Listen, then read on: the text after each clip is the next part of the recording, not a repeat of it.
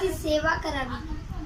त्यांनी असा विचार मनात आणावा की माझ्या वडिलांचे माझे पालन पोषण केले आणि मी त्यांना पोसले पाहिजे.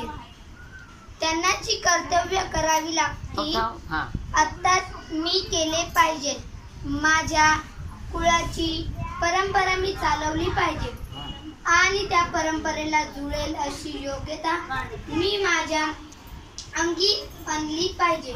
वडील मुलावर प्रेम करीत असतात, दुर्गुणापासून त्याला परावृत्त करतात, सद्गुणांचा त्याला उपदेश करतात, आपल्या व्यवसायाच्या त्याला शिक्षा देतात, त्याला समजेल असे त्यांचे लग्न करून देतात आणि योग्य वेळी आपली सारी मालमत्ता त्याच्यावर सोपवतात.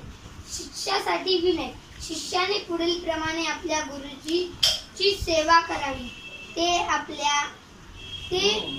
आले असतात आसनावर उठून त्यांना मानव घालावा, त्यांना अभिवादन करावे.